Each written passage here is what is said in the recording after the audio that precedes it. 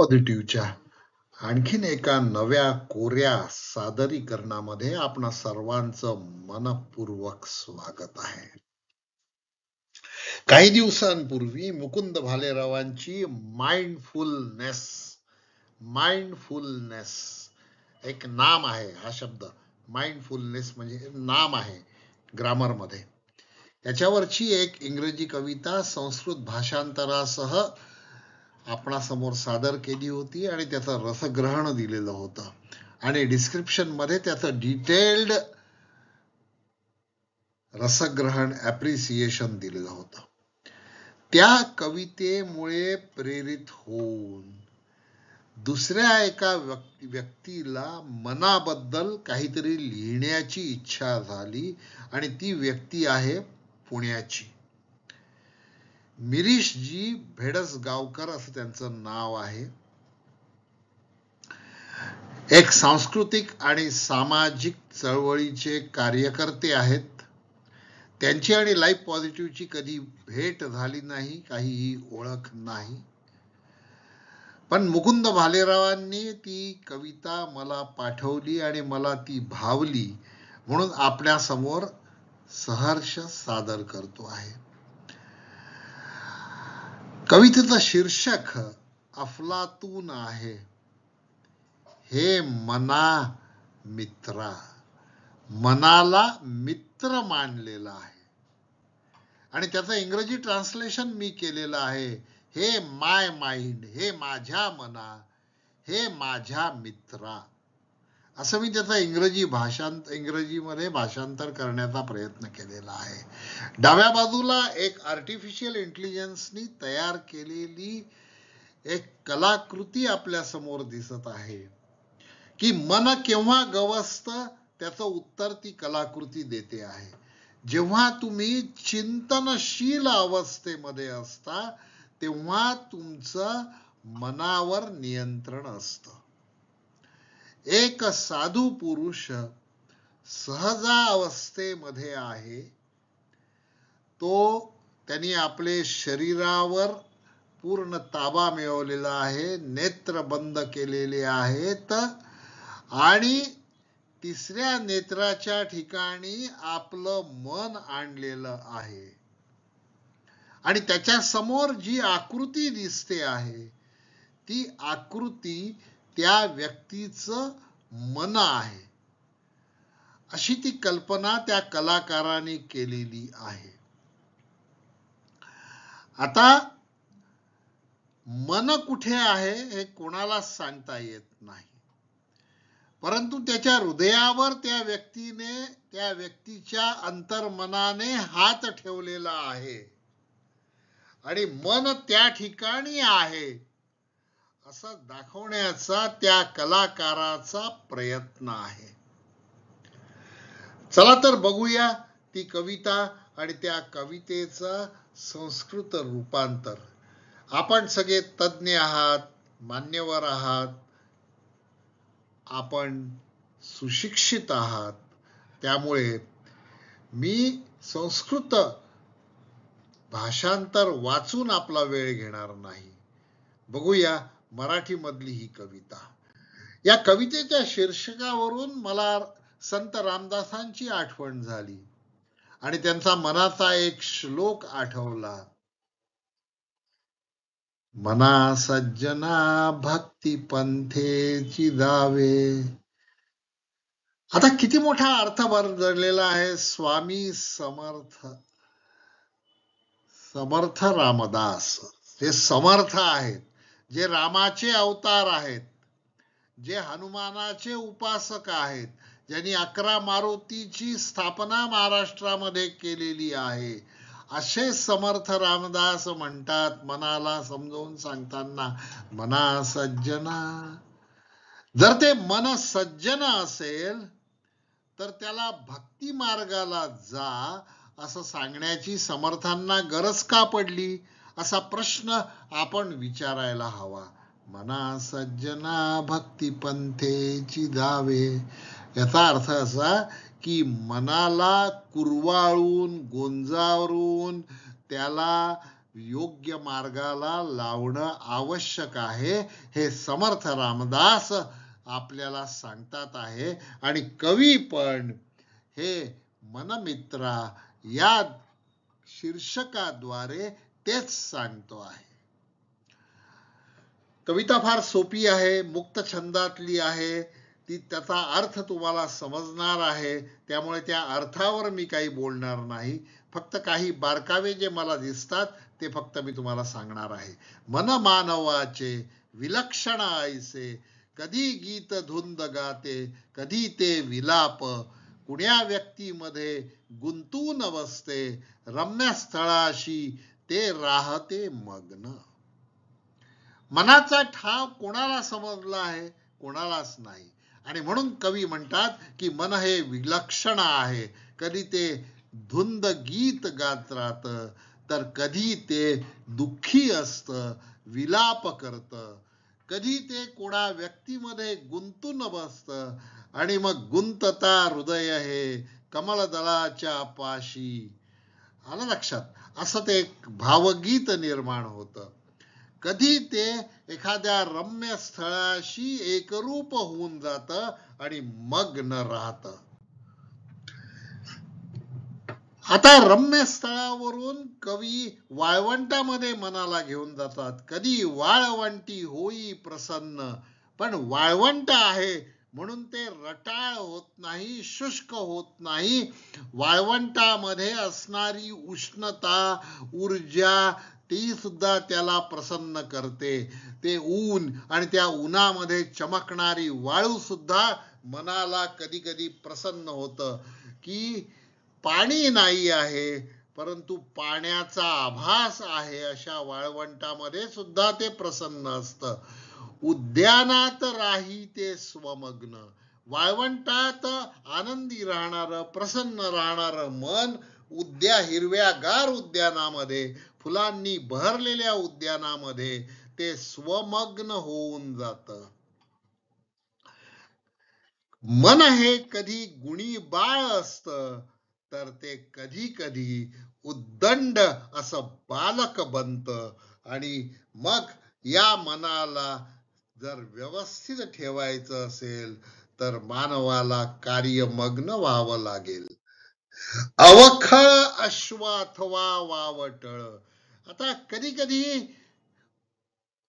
उधाण वाऱ्याचं असं त्या मनाला येतं. अवखळ अश्वासारखे, ज्याला लगामाने रोखू शकत नाही अशा शिंगरासारखं ते धावत जात, किंवा वावटळी सारखं गोल गोल गोल गोल फिरत आणि सगळ्या नजरेसमोर धुराळा आणत. तयार रोधता, आणि त्यावेळेला त्याला रोधताना, त्याला नियंत्रणात आणताना मनुष्याचं शरीर आणि बुद्धी गलित गात्र होऊन जातात. स्वतः उभवले ते, जे स्वतः निर्माण केलेलं आहे ते उद्ध्वस्त करण्याची ताकदही अशा अवखळ वावटळी मनामध्ये आहे. आणि त्याला कसं स्तब्ध करायचं, त्याला कसं शांत करायचं, त्याला कसं नियंत्रणात आणायचं, हा प्रश्न कवी समोर पडलेला आहे. मनाची आणखीन एक वैशिष्ट्य कवीनी पुढच्या कडव्यात सांगितलेलं आहे. कल्पनेमध्येच सृष्टीची रचना करू शकतं ते मन. म्हणजे कवी फार मोठा अर्थ या ठिकाणी सांगतो आहे. प्रत्यक्षात एखादी थिअरी येण्याच्या आधी, एखादी वस्तू निर्माण होण्याच्या आधी ती कल्पनेमध्ये येते आणि मग ती कल्पनेतून प्रत्यक्षात साकार होते. पण कल्पनेमध्ये सृष्टी रचणं म्हणजे विनाठायी उद्योग नाही, असं कवीला सांगायचं आहे. कधी कधी मनाने खूप विचार केलेले असतात, खूप उत्तुंग भरारी घेतलेली असते, परंतु ते प्रत्यक्षात होत नाही आणि म्हणून स्वप्नभंग होतो. आणि स्वप्नभंग झाला की मन कष्टी होतो. मन म्हणजे काय तर वासनांचा महापूर. असं म्हणतात की भावनांचा महापूर आला की बुद्धीचं बेट वाहून जात. वासनांचा अखंड महापूर या मनाला वेढून घेतो आणि मग मन एखाद्या खाडीसारखं होतं की ज्याचा थांगपत्ताच लागत नाही. आणि म्हणून कवी त्या स्वतःच्या मनाला, त्या स्वतःच्या मनमित्राला विचारतात, अरे वेड्या, कधी थांबणारस तू? कधी हट्ट तुझा असार हट्ट तू कधी मागे घेणार? कधी शांत होणार? कधी बुद्धीने विचार करणार? असा कवीला प्रश्न विचारलेला पडलेला आहे. कवी म्हणता की माझं मन वेड आहे. वेड्या मना तू बघ पायतळी, वस्तुस्थितीचा आवाका घे, असं कवी मनाला, आपल्या मनमित्राला समजावून सांगत. आजूबाजूचा कानोसा घे, असं कवी त्या मनाला सांगतात, उपदेश करतात. या दाही दिशामध्ये, या दिगंतामध्ये काय घडतं आहे, वस्तुस्थिती काय आहे, सत्य परिस्थिती काय आहे, याच दर्शन कर आणि त्याप्रमाणे वागायला लाग. विनाकारण कशाला रमतोस तू भूतकाळामध्ये? भूतकाळात रमावं, परंतु वर्तमान काळाचाही ठाव असावा आणि मग भविष्याची स्वप्न बघता येतात, हे कवीला सांगायचं आहे.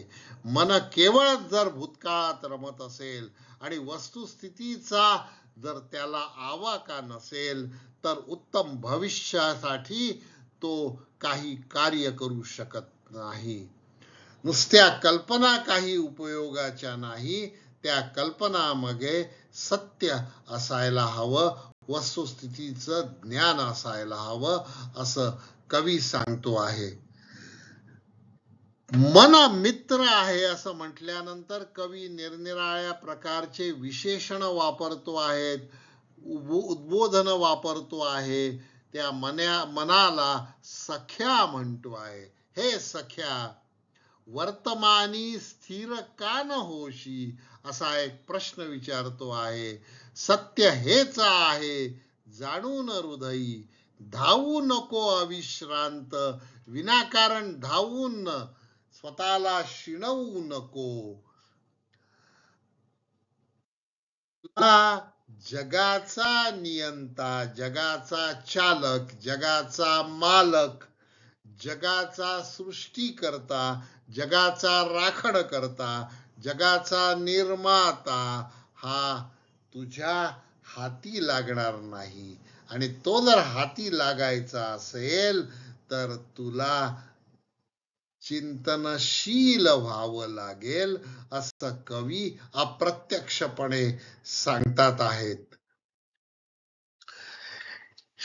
पुढचं कडवं बघा. व्यापार विश्वी कोण चालवितो, अदृश्य विश्वा संचालित करतो, नियंत्रित करतो तो युगे युगे, सुषुप्ती जनांना सचेत करतो. आता एक फिलॉसॉफिकल टोनवर कवी येतो आहे. या विश्वाचा व्यापार कोण चालवतो?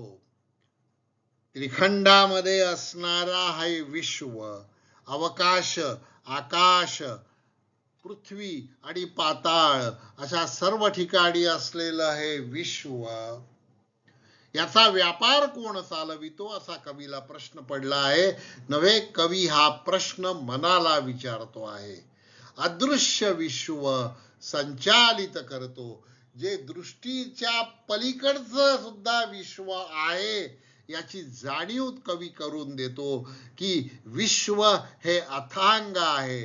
ज्या ठिकाणी आपली दृष्टी निळसर होते त्याला आपण आकाश म्हणतो, पण त्या आकाशा पलीकडेही अवकाश आहे आणि त्या अवकाशामध्ये परिभ्रमण करणारे असे अनेक ग्रह आहेत, अशा अनेक पृथ्वी असण्याची शक्यता आहे. पण ते एकमेकांवर कधीही टकरावत नाहीत. त्यांना तो नियंत्रित करतो, तो जगन्नियंता. आणि ते हे सगळं युगे युगे चाललेलं आहे. आणि सुषुप्तीमध्ये असणाऱ्या आपल्या चिंतनामध्ये मग्न असणाऱ्या साधूजनांना तो चेतना देतो, त्यांना चेतनेमध्ये परत आणतो. काय करतोय तो जगन्नियंता, असं कवी म्हणतोय. वायूस फिरवी, सगळीकडे पर्यावरणामध्ये न दिसणारा, वातावरणामधला असणारा वायू आहे, त्याला तो सर्वत्र फिरवितो. तो फिरवितो ग्रहांना, तो तेज देतो सूर्याद्वारे. असे कोटी सूर्य समप्रभ, किती सूर्य आहेत याचं आपल्याला ज्ञान नाही आहे. राजा दरिद्री मुक्या बोलवितो, राजाला दरिद्री करण्याचं सामर्थ्य त्याच्यामध्ये आहे. आणि मुक्याला तो बोलवतो. पंगुम लंघयते गिरीम, अशी त्याची ख्याती आहे. जो पंगू आहे, जो अपंग आहे, त्यालाही गिरी म्हणजे पर्वत ओलांडण्यासाठी तो सक्षम बनवतो. कारण मनाची ताकद देणं ही त्याची शक्ती आहे.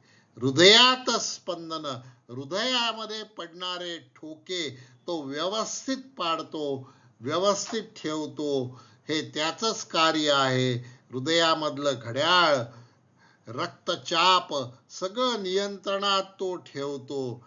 जगी धन्य होतो जो हे समजून घेतो. त्या जगन्नियत्याची लीला, जे सगळं मानवाच्या शरीरामधला असणारा आत्मा, बुद्धी, मन, पंच ज्ञानेंद्रिय, पंचकर्मेंद्रिय आणि त्यामध्ये असणारे सर्व अवयव, हे सगळे तो नियंत्रित करतो. त्याचे हृदयाचे स्पंदन हे त्याच्या नियंत्रणामध्ये आहे.